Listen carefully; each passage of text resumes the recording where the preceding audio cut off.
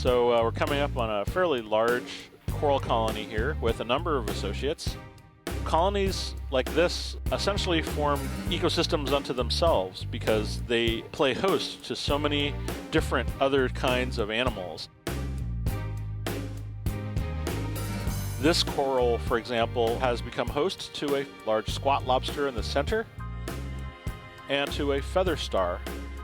Some of these, what we call associates, invertebrates that are living in association with a coral or a sponge, have a preference to live in certain kinds of species of coral or certain species of sponge. And it suggests that the larvae of these animals are able to detect using chemicals in the water that are given off by the coral, so they can detect them, land on them, and then perhaps grow there. Alternatively, as juveniles, perhaps they're moving around the rock until they encounter this colony and then move up to it and stay with it.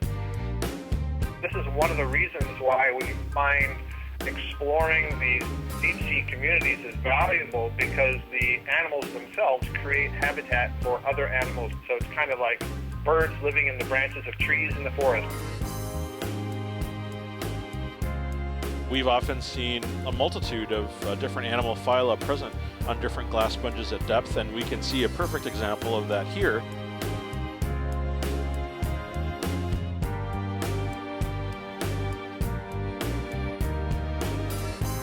Even dead animals still provide habitats for any number of other organisms.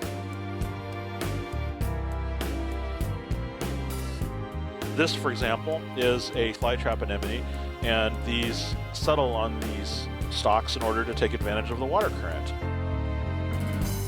But then we even had associates on the associates. So you were talking about the scale worms, those pelican worms that were on the anemone. That is not an unusual observation, but suggests that there may be a scale worm species that is preferentially on these anemones.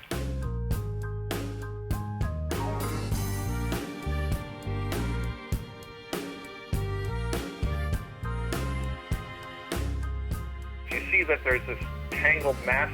Those are the arms of a brittle star, and those arms are very highly coiled. And this is a very, very tight association, meaning this brittle star species we have only ever seen on these metallogorgia corals.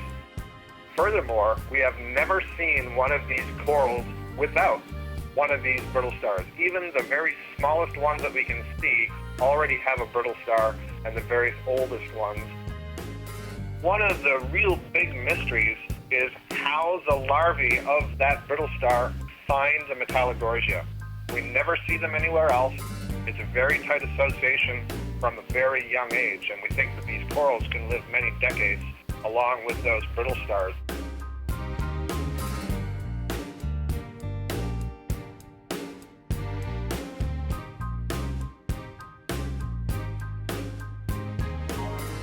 This does have at least a pair of associates in there, these squat lobsters, Stylidae. Belong to a genus called Eurotychus that characteristically lives with chrysogorgias. However, the species in this group are totally a taxonomic mess. Nobody knows for sure whether this is an already described species.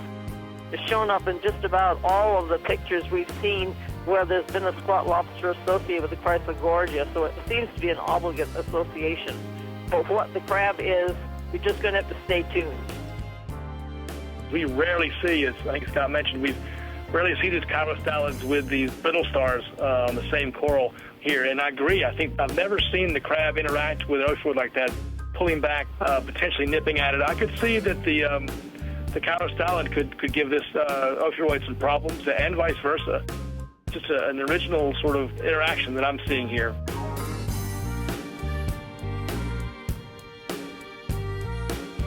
There are certain species that become associates of corals and sponges, and there are other species that don't. There's a clear difference in the biology of these different species of ophiuroid and all these other associates. All these animals are looking for very specific habitats, which shows the importance when we find these corals and sponges growing on seamounts, because they have an enhancing effect on the diversity.